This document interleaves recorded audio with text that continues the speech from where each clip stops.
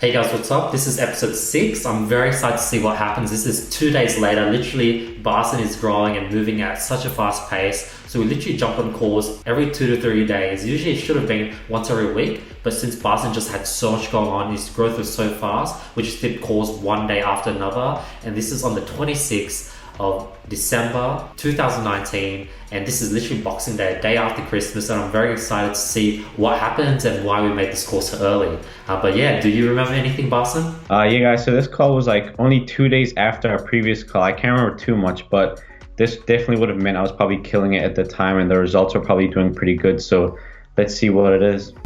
Hey, bro. How are you, man? Yeah, man. I'm doing good. Thank you all, as well. Basically, yesterday we hit like 4.3K sales, and then Damn, congratulations. I turned on Great my stuff, camera. man. Yeah. And then wait, can you see my screen? Yes, I can. Alright, great. Yeah, and then yeah, basically today I'm on 2.2K, so that's all right. As you can see, so Barson peaked at like I think 6K something, and he's still consistently doing around 4 to 5K. So things are pretty consistent. Yeah, guys, things were like at this point pretty consistent. Obviously, I peaked for one day, and then the rest was just getting like averaged out. But that's normal with Facebook. Some days you're gonna have like a really good day, and some days it's just gonna be like normal or even not too good. Yeah, man. But we had like one. So I don't know if it's a PayPal hold, but basically PayPal was just saying this. They've like blocked me from sending payments or withdrawing funds, but I can still like get payments in. So I don't know if this is like a PayPal hold, is it? A lot of people have this issue, and I'm glad that, like I've seen no one share this, but we're gonna go ahead and deal with Barson's PayPal hold issue live with you guys. You'll see us deal with it. You will see the money get released, the before and after. But I think that's probably what catalyzed this call. Do you remember this issue, Barson? Yeah, this is probably my biggest issue I've had with Joshua until this day. Like this issue, I've had holds and everything, but this one was like the worst one at the worst time. So when you scale and a lot of money comes in and out, PayPal asks you to sort of verify information. So you just want to give all the information that they ask for.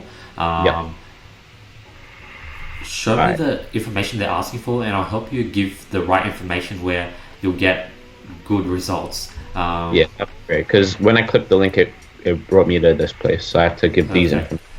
So photo ID, that's easy. Just use your own photo ID of your license, or if you're a student, use a student. But ideally, license or passport. Business information. You want to talk about how you're a general store. You're selling goods. You partner up with suppliers in China where you sell unique products to customers all over the world. Proof of fulfillment. You want to go ahead and then email the supplier, be like, hey, I'm verifying my PayPal. Could I get proof of fulfillment for the last 50 orders or the last 10 orders? Everything from tracking to shipping proof to that customer. Can you get me the fulfillment for order 1,500? Everything from the tracking number to this customer, the photo of it being shipped, etc. Just fulfillment proof. And then provide purchase receipt from your supplier. That one you could go ahead and send a screenshot of all your orders on AliExpress. Or what's actually better is get a invoice of your credit card activity or your debit card activity, showing all the transactions from AliExpress, and be like, hey, here's the hundreds of sort of purchases we've made from our supplier in China, and here are all the individual orders that we are sort of purchasing in order to buy the cost of goods for our customer.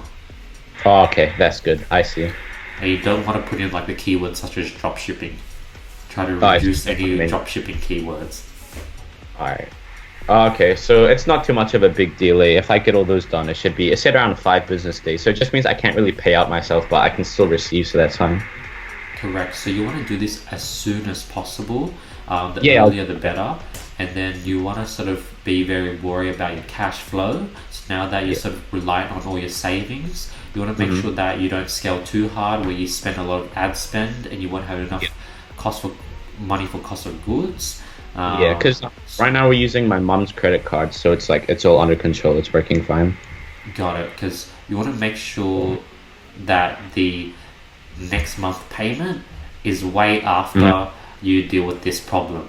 So if you have to, it's only say 20 days before the next payment, then you should be fine. If you have to pay the credit card off in the next 10 days, then that's when things might get a bit sort of strict, and you might have to be very fast on this and not scale as hard.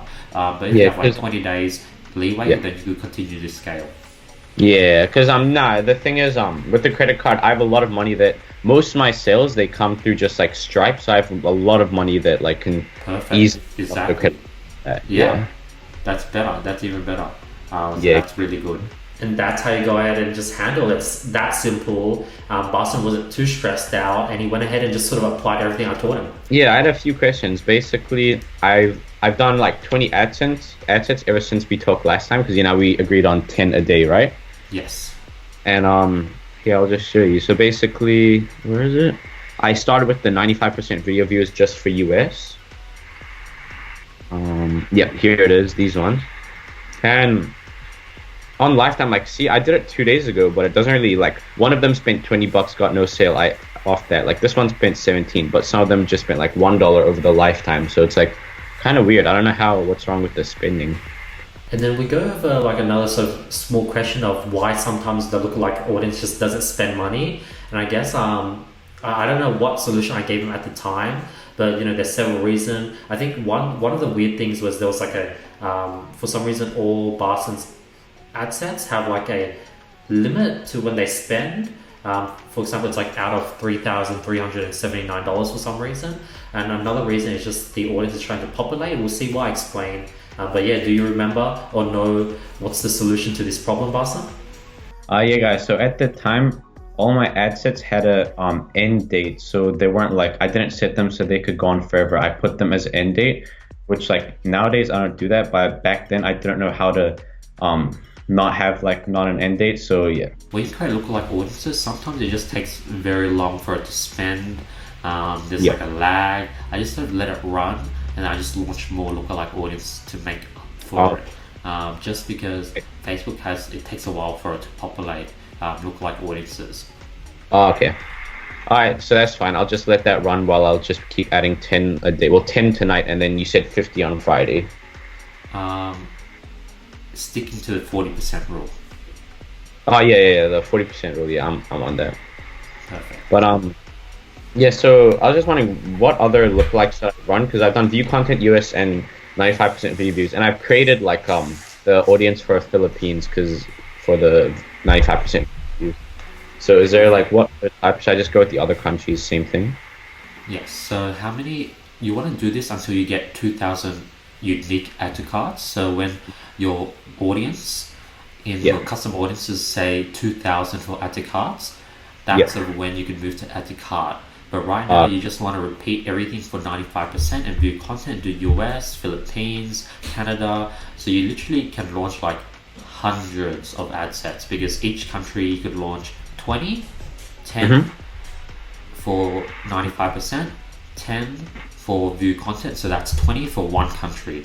And then if you look at where your sales are coming from, you probably have over 10 to 15 countries that have more than 3 sales each. So that means that is 15 times 20, that's 300 ad sets that you can launch. So you won't run out of much anytime soon. And then the amount of add to carts, you want to check it in your custom audiences, because this one shows 1.3k add to carts, but then some people can add to cart multiple times and it counts it multiple times. Yep. I see. So where would I go here? So you could just search by name. Did you create add to cart yet? Oh yeah, I actually did, but that was a couple of days ago. Yeah, you could search it if it's easier. Oh yeah, you found it already. So it's below 1,000 right now. So you're gonna wait till it gets maybe you could actually do it when it hits over 1,000. Yeah. And does this populate itself? As I'm getting add to carts today and stuff, does this by itself populate?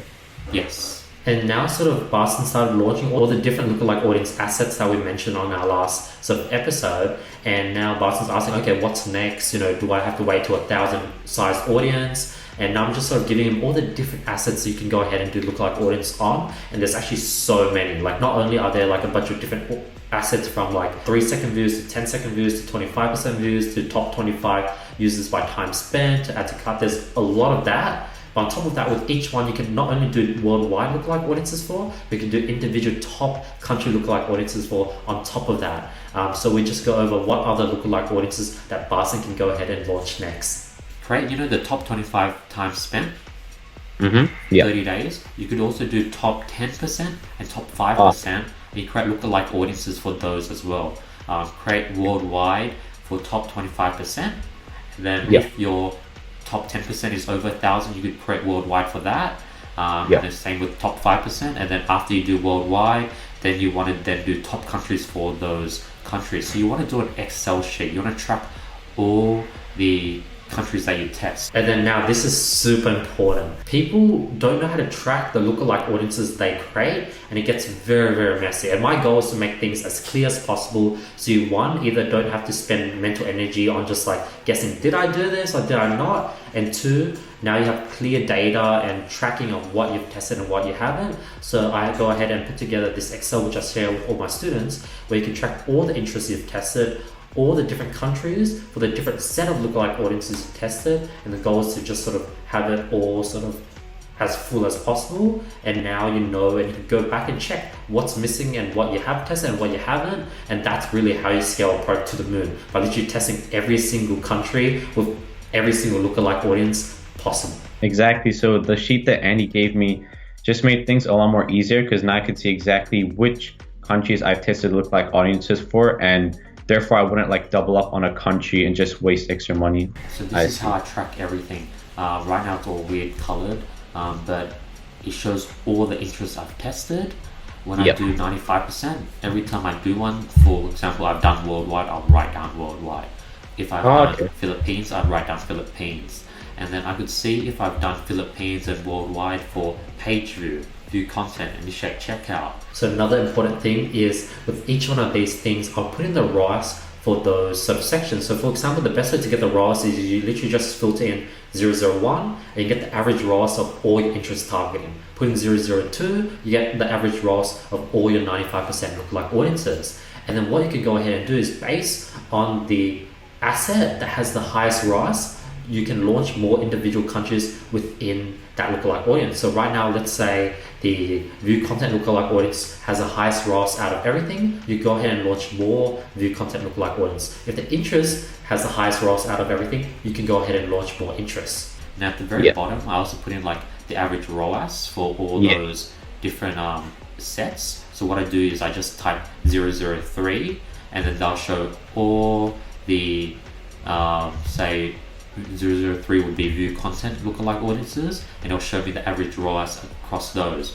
So the ones with best ROAS, I'll give more and more attention to. Oh, okay, I see. Oh, this is really helpful. So I'll basically just do the same for this with my one. Exactly. So after this copy, make it more nicer, and I'll send you like a nicer version of it. Right now it's pretty like random. But I'll make it more nice, and this is a way to really track and make sure you don't get confused and it doesn't get too messy, because it's already starting to get a bit messy, but this will make things much easier for you to scale with clarity. Exactly. And we sort of go back to the PayPal ban issue, and how you can go ahead and get proof of business information, how you can get proof of fulfillment, and I sort of tell Barson how he should communicate with his supplier to go ahead and just link everything together, get the documents he needs from his supplier, and provide it to PayPal. When I want to resolve these, like obviously I can upload a photo like right now, but maybe it'll take a couple of hours for the AliExpress supplier to get back to me. So do you reckon this is like a thing where I could do one at a time? Like I'd do this right now, then the AliExpress supplier would get back to me in like 2 hours, and I could resolve that in like 2 hours, Yes, that's the exact thing you want to do. You want to do whatever you can resolve straight away, and whatever you have to wait for it. And a lot of these things you can sort of just put together. I think the only thing you would have to wait for is the AliExpress side of things. And then you could even, like for proof of fulfillment, you could just sort of get a screenshot of the tracking on AliExpress, where when you click on the orders, you click track orders, it shows the customer's address, it shows the shipping status, it shows the tracking number. You can even use that. But if you get a proof of fulfillment from the supplier side, or even look more legit, and then you just sort of want to piece everything together using Photoshop, using PDFs, etc. Okay, I see. And then by piecing everything together, like you know, I have like 300 orders. Well, I try put all the 300 in one kind of photo. So, for example, proof of fulfillment, I'll show probably like the last 5 orders. I'll go on my Shopify, screenshot, Yep. say order The same 100 to time. 110. Then Oh I'll yeah. show all those addresses. I'll show all the order and tracking ID for all those 10 orders. I'll be like Awesome. fulfillment, and at the end I'll be like, if more is needed for other orders, please let me know. On Yeah. top of that, those 10 orders, you want to get 10 orders from Ali that went through PayPal. So you want to get the PayPal transaction ID, customer name, put in the screenshot of the Shopify order, put in the screenshot of the AliExpress order, and then do that like Yeah. 10 times. So only PayPal related payments and all customers. Yeah. Okay, that's cool. And then say if after 1 or 2 hours the supplier sends you proof of like shipment, has a photo of the item being shipped out, or has like different logistic on their back end, you could add that to the document on top. Okay. So you just have like a Word document or like pages on Mac, and just keep adding things to it. And eventually, once you have as much information as you can regarding to proof of fulfillment or regarding to proof of purchase receipt, then you could export it as a PDF and then attach it. Okay, that's great. That's great.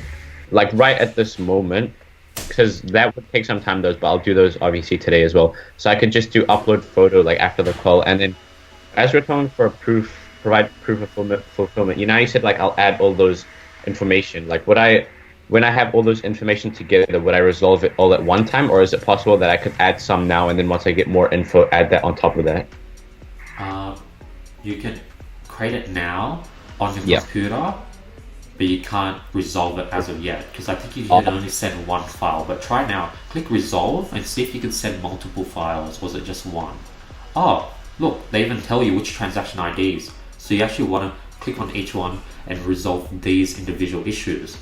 Okay, yeah, it's that simple. You could add shipping information, which is super easy. Yeah. Oh, that's brilliant. And then another proof of fulfillment, I could just do like my Shopify or through AliExpress or something like that. Click shipping information to see if one is enough. And click option, track information. Which one?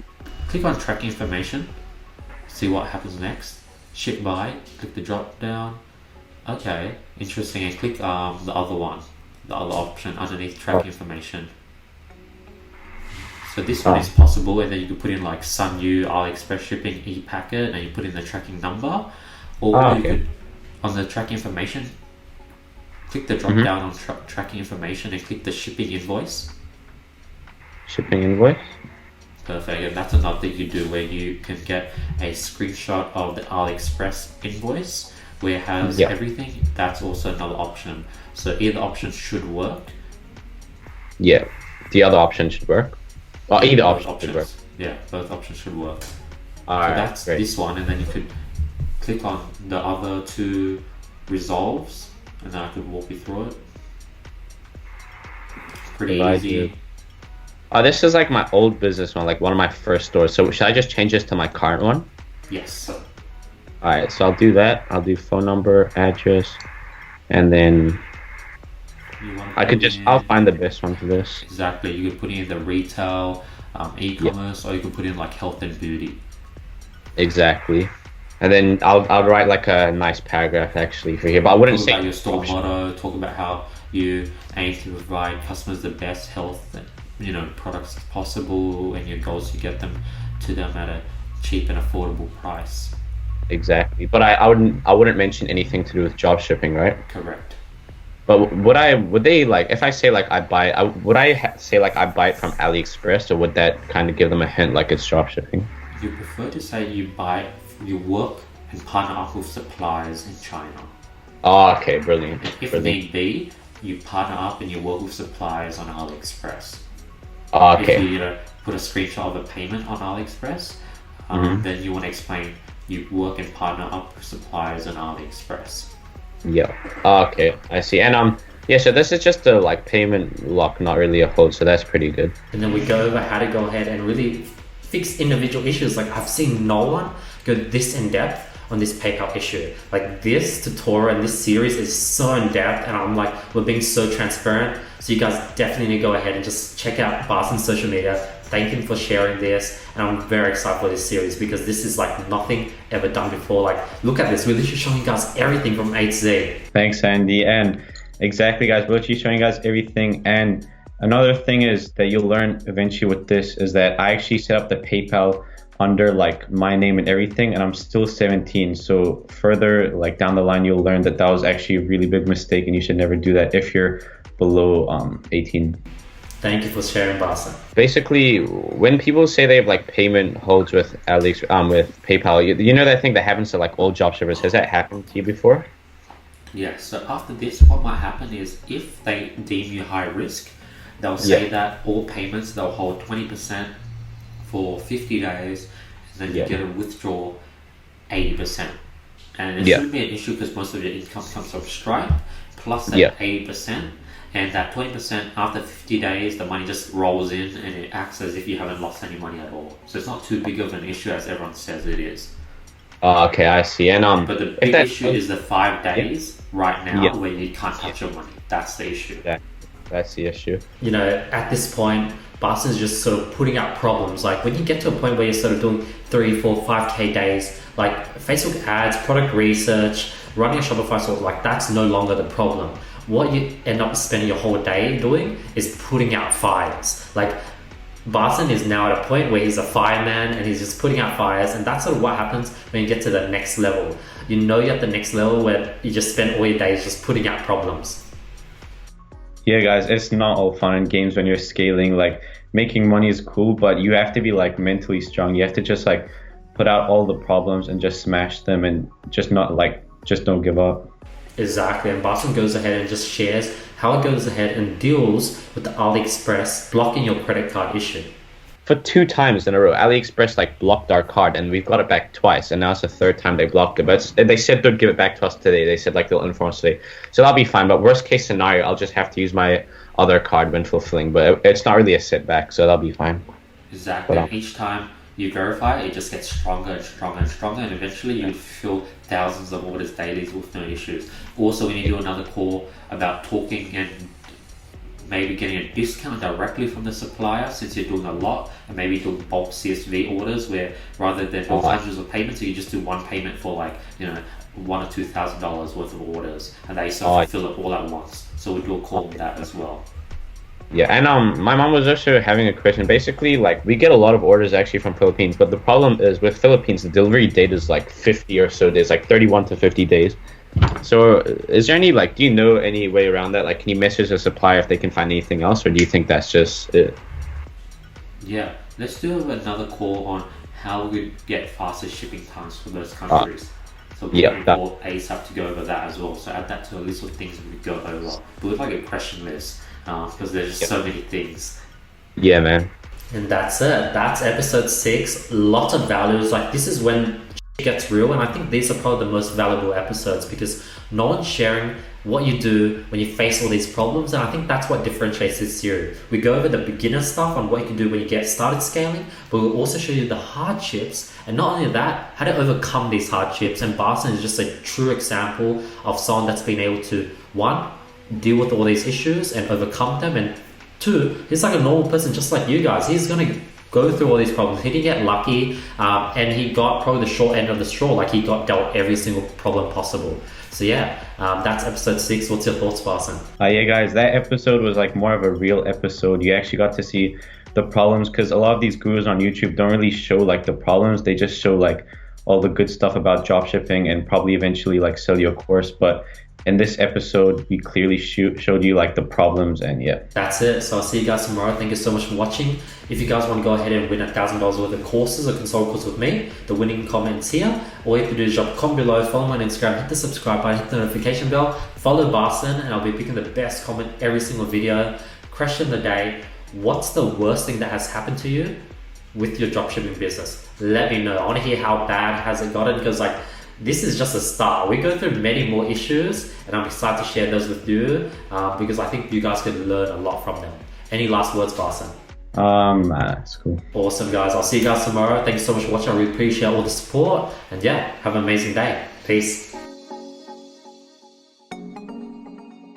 And it looks like Bison was dealing with two different separate holds. One, the holding of his whole account fund, and two, the holding of every single payment. Every payment that goes through, there'll be a 20% hold. So Bison is just juggling with both. And we sort of talk about it. Do you remember anything about this, Bison? I just remember that week especially was just so stressful thanks to PayPal.